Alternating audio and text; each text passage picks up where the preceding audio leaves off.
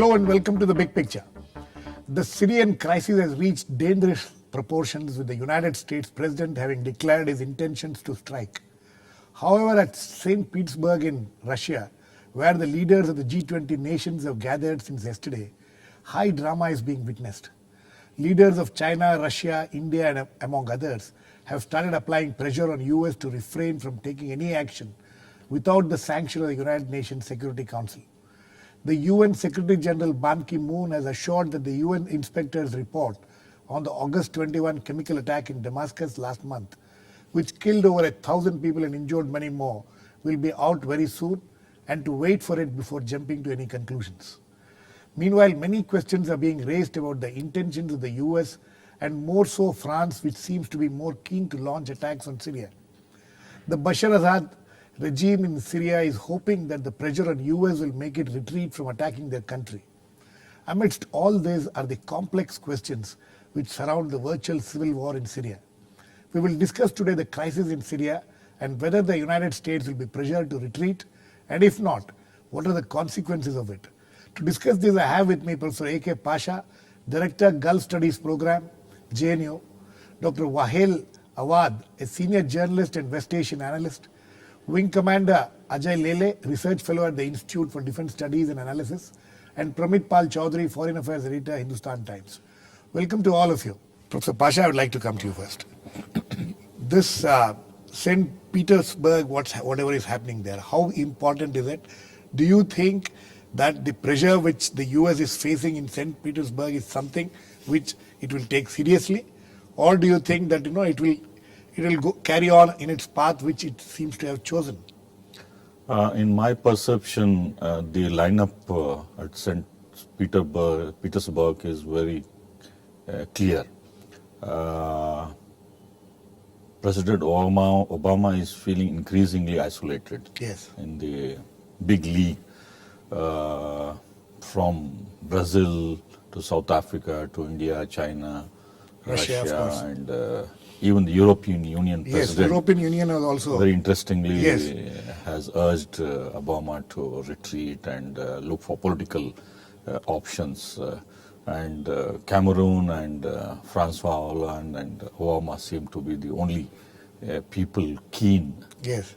In fact, David Cameron, the British Prime Minister, is urging repeatedly in several interviews which he has given, urging Obama not to retreat from the red line. Despite the fact that the House of Commons has voted against him. So it was very interesting. These three leaders were seen together, and the majority of the leaders were keen to be around Putin. It did send a very subtle message to the world audience. This is number one. Number two, the moral pressure from Vatican also has increased. The Pope has. It's very rare urged, that Pope comes out with such letters. It's very interesting.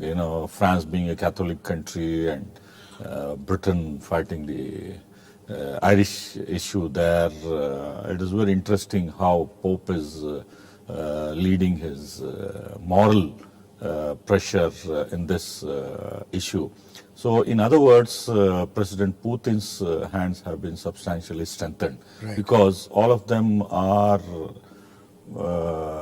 opposed to a military strike, from what I gather. Secondly, they want the UN inspector's report to be submitted to the UN Security Council to see what exactly has transpired on 21st August. And thirdly, the ground reality is shifting slowly. The massing of the Russian ships again, in addition to the three they had sent, and also the factors. But very surprisingly, Putin is complaining about US ships in that area. Yes, obviously because the United States has reinforced in the Red Sea also its Nimitz aircraft carrier. So there are conflicting signals coming from Iran that U.S. assets in the region could be targeted. Okay. The Americans are quite worried whether it will be on its own or through Hezbollah. The several air bases and ships and other facilities which might become during the course of the attack or soon after that. But the bottom line emerging from St. Petersburg is that caution is being urged, and I think any probable American attack... The pressure is being built up on the US. To delay, at least for 2 weeks, the impending attack or threatened attack on Syria. Okay. Wing Commander Lele, I want, not much has been discussed, in this whole, it's very complex situation. Everybody is discussing about what US does. But as far as the chemical attack itself is concerned, the use of chemical weapons in Syria on August 21st, do you think that there is any finality to who has done it, or what is the situation as far as the chemical weapons, which Syrians have chemical weapons, right? About that there is no doubt. There is no doubt about it. You see, we got to slightly go back to the history. There is a Chemical Weapons Convention treaty which came into being in 1992. Right. And subsequently there are 5 states which have not signed this treaty. So Syria is one of them. Right. But it so happened that during you have to mention that US and Russia are also not... no, they have signed a treaty, but Yes. they have not met the treaty obligations. They have not yet destroyed their own stockpiles. Their own That will stockpiles. come to it later. But Syria is one of them. Syria had never accepted that they are having chemical weapons. But it so happened that the first so-called blame on Syria came in during December 2012, that chemical weapons were used. Right. So in March 2013, again there was an indication that around 40 people got killed because of the usage of chemical weapons. So in July, the Syrian... who is supposed to have used it? Nobody has said either way that Okay. who has used it. Okay. Then by July 2012, the timeline is very important, because by July 2012, the Syrian diplomatic community and the government has officially said that they are not going to use the chemical weapons against their own citizens. Which means that they admitted that they have. Exactly. Indirectly, they admitted that they are having the chemical weapons. Right now, there are 2 schools of thought. One is that the Assad regime has used the chemical weapons, and Assad regime is taking a stand that they have not used it, but particularly the people who are opposing the regime, just to put the regime down, have used it. Right now, if you look at the evidence which US is planning to give to Russia, and already the evidences is on the table. Yes. US is giving one set of evidence, France is giving other set of evidence, and yesterday and even today's BBC is reporting that Britain is also giving evidence. Yes. Now, all these 3 evidences apparently are not perfectly matching. So there are different types of evidences which have been presented, and Russia, to my mind, is not going to accept any of these evidences. The interesting aspect is that US evidence is even claiming that 1,229 people got killed. So nobody is very sure that from where they got the exact figure number. of how many people have got killed. So there is a huge amount of a confusion. There is one more school of thought which is coming up, to my mind, which could be a possibility, is that Assad regime may not be in control of the chemical weapons. Okay. And somebody within the system, without telling the Assad, has used these weapons. Okay, but as far as the chemical weapons are concerned, the Syrian regime had it. There is no doubt about it. There is no doubt about it. Now one has to do the assessment of it. Right. Now everybody knows that based on the medical evidence that it is a sarin gas which has been used. Yes. So now to use this sarin gas, it was not used by some spraying mechanism. It was used by launching rockets. Right. Now usually It has to be used by launching rockets. So there are various mechanisms which you can do it. You can even use a crop dusting aircraft. You can use small bombs like hand grenades and all that.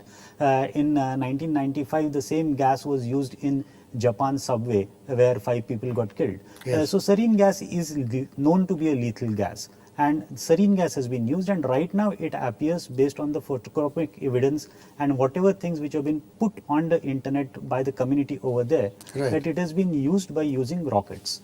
Now the question is that will the community which is not in support of Assad regime will have that sort of a capability to use the rockets with them?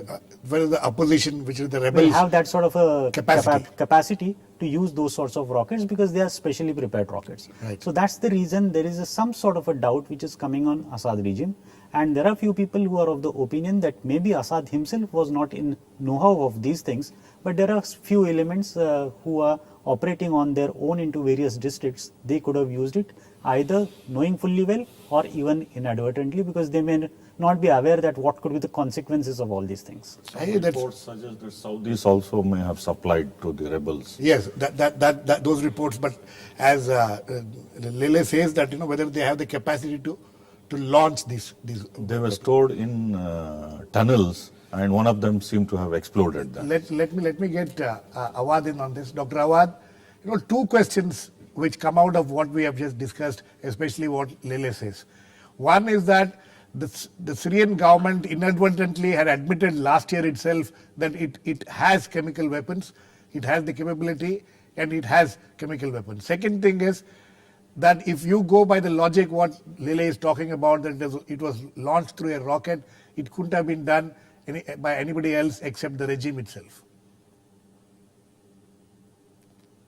Well, let me say first of all, if the Syrian government, to my knowledge, they have said if we have the chemical weapon, we will not use it against our own citizen. And I think it was very clear message from the Syrian government. And secondly, when it was, let us remember that the Syrian government who have already proposed to the UN long time ago that we should make the Mediterranean free of all the weapon of mass destruction, and it was blocked by the United States because all of us know that it is only Israel who having the nuclear arsenal and the chemical, that they were denying other nations in the region to have a deterrence against it. So if let us hypothetically say the Syrian government have the chemical, so could be the poor country deterrence against any aggression from outside. So the Syrian government will never use the weapon against own people. I'm surprised to know that nobody is talking about the Battle of Sarin, which was captured by the Turkish government on 31st of May, along with the 12 of al-Nusra groups where they were captured, and it was carried by the media of the Turkish government themselves admitting it there. Nobody asked where this Battle of Sarin has come. And I think Dr. Basha was trying to hint at the very important point when he was saying, because actually according to the Russian sources, it was smuggled from Georgia and Bulgaria, smuggled by two Qataris, went into CIA agent in Antalya in Turkey, trained the Nusra, and they moved in. And when the UN sent its team to Syria, it was there to investigate the attack by the rebels on May on the Khan al-Asal in northern of Syria, bordering Turkey. And at that time, when the Syrian government approached the UN, they were told, you are not in a hurry. There will be no, the chemical will be there, and then we will take our own time. It took them 5 months to come to Syria, and when they came to Syria, on the invitation of the Syrian government, it was meant to investigate those previous attack. Now, a UN team in Damascus, invited by a government, can the government of Syria really have the attack on the chemical? Besides, the Russian also themselves have given the American the satellite pictures showing them that there is a rocket launch from the territories of under the rebels' control into their own territories. And yesterday, our advisor to the presidency, she was also quoted saying that there was also children among the were killed. Families of those children were taken from Latakia, which is more than 250 kilometers away from Ghouta, and they were screened and played that they have been part of the massacre. At the end of the day, I think the Syrian people are paying the price, immaterial who used it. It is a crime against the humanity. Absolutely. And if anybody have the evidence, let them share it with the United Nations. And let the investigation take its own course. Why we have only the 3 Musketeers, 3 for 1, are the one who are trying to sell, attacking Syria to the G20. Dr. Awad, the other issue which Lele raised, or was mentioning about somebody in the regime having used it without the knowledge of the president and his team. Could this have happened? With respect to this point, let me put it very clearly for you. The regime would have used it on the rebel area where there was only rebels. Yes. When there was only isolated rebels in all those areas, and they could use it and without anybody checking what was going on.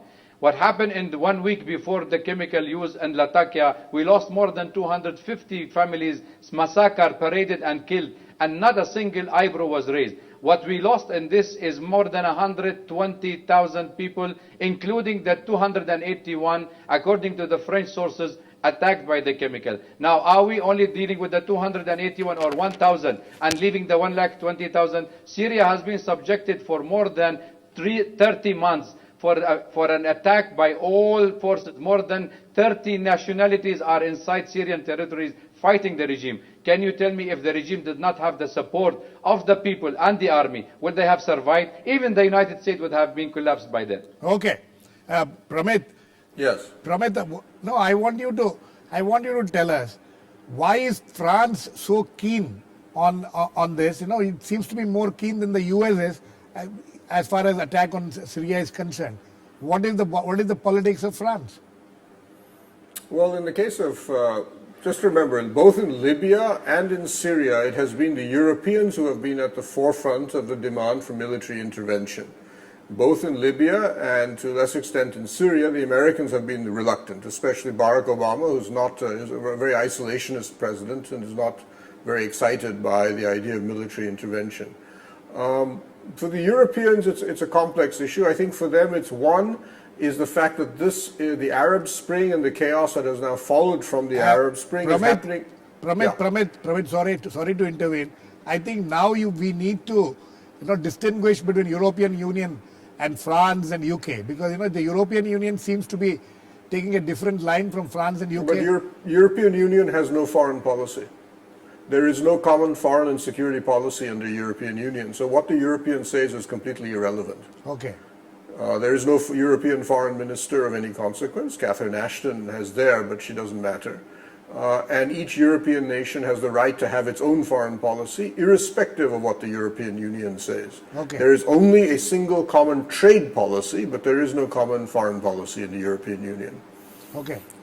So the point is that France and Britain, for example, are the ones who push for Libyan intervention.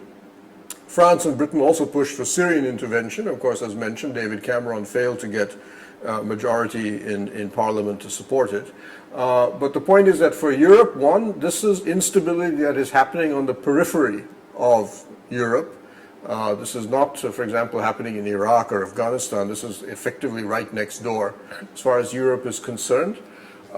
Second, Europe is a postmodern society, and for them humanitarian issues are extremely important, much more important in fact than often geopolitical concerns. Right. So humanitarian intervention is deeply embedded into their foreign policy.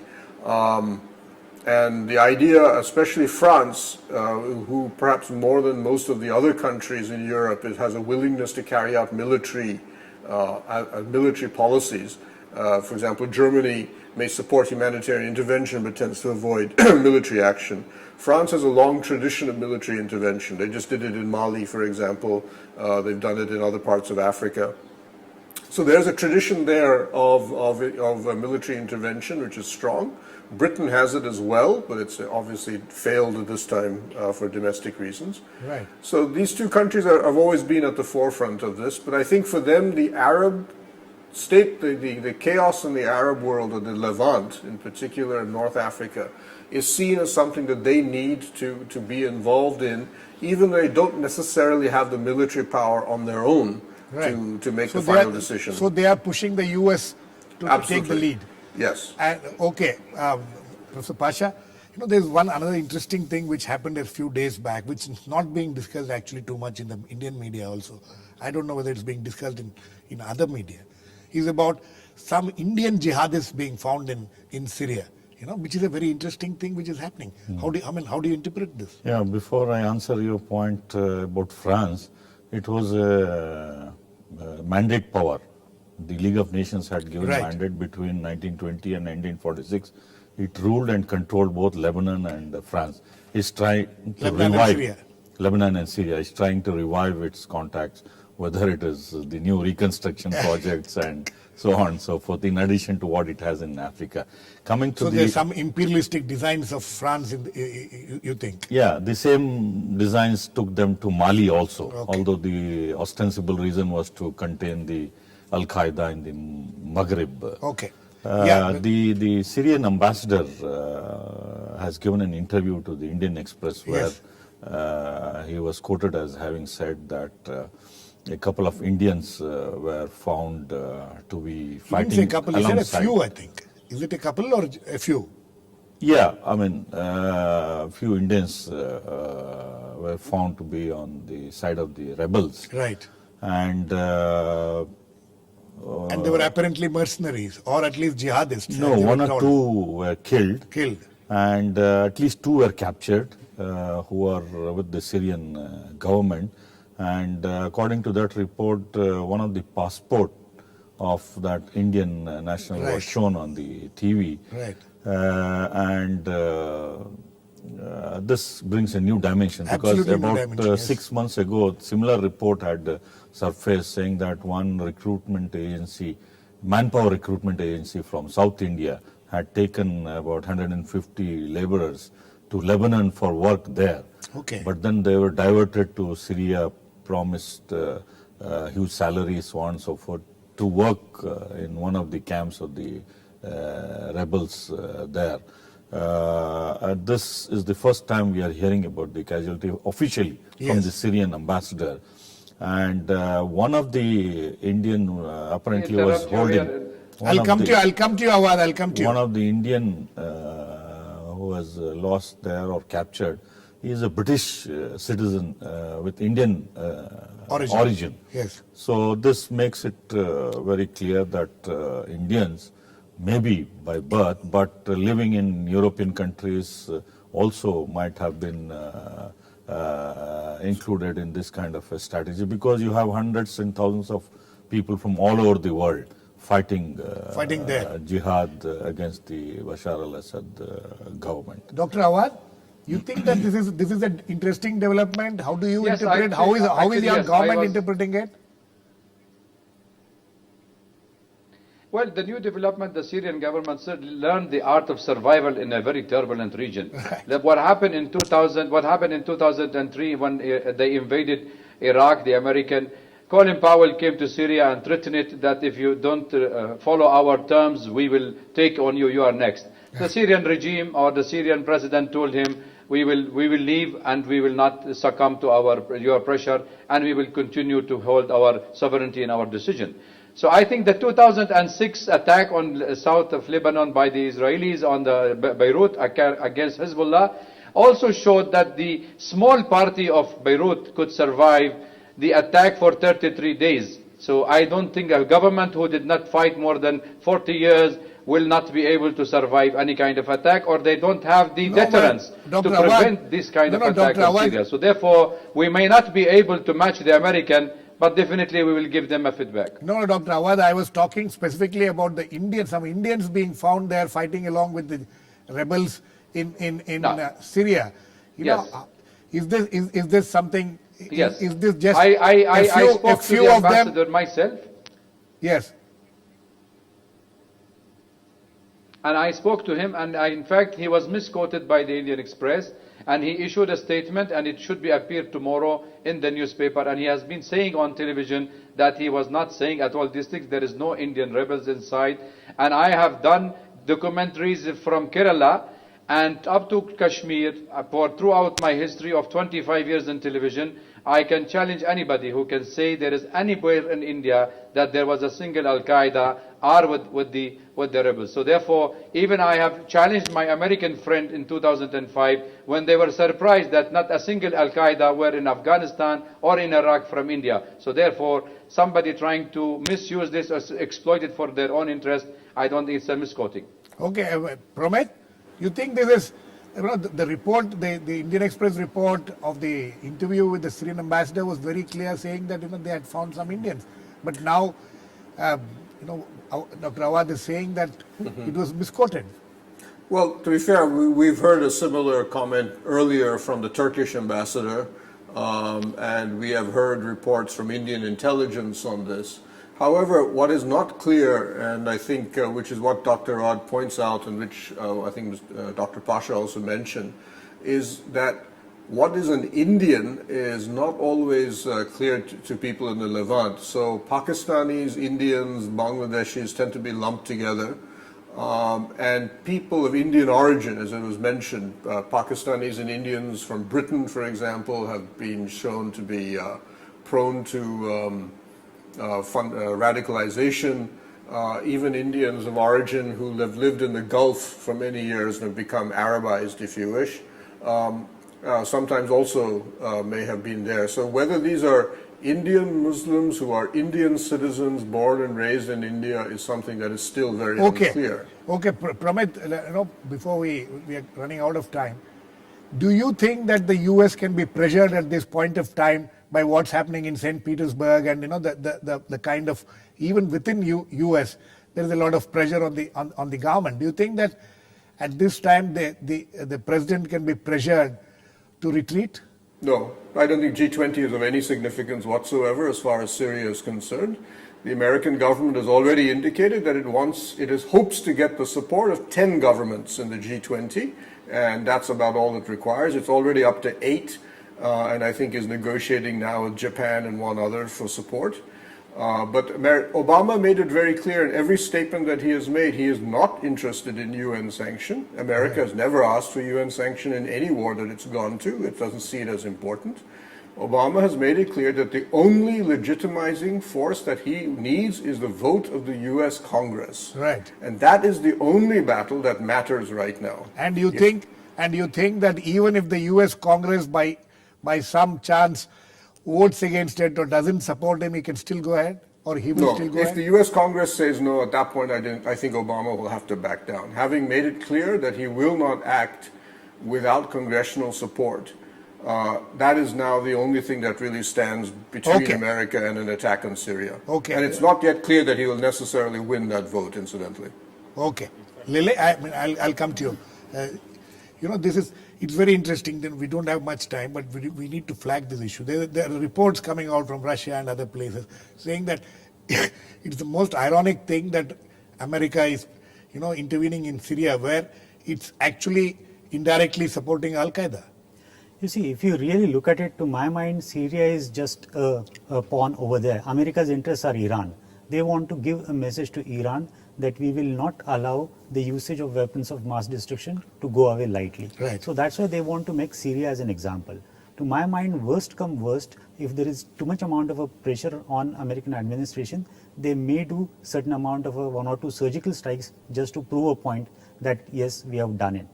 Because right now they are under tremendous amount of a pressure, and the way particularly the Russian administration is looking at these things. Today there is a news that China is also now supporting them. Yes. So it's clearly 3 versus 2. Brits already, they don't have a backing from their own parliament. government, and France is afraid of taking some sort of a voting also in their own parliament. That's what it appears to. Okay, Professor Pasha, last words to you. Yeah, I wanted to just endorse what Quickly, Pramit pointed out, that if the US Congress doesn't vote in favor, and there is Obama pressure may building not up within the yeah, US because Congress. a large majority in both houses is not in favor, or at least not decided as yet. So my gut feeling is that Obama will be happy if the Congress doesn't endorse his own recommendation.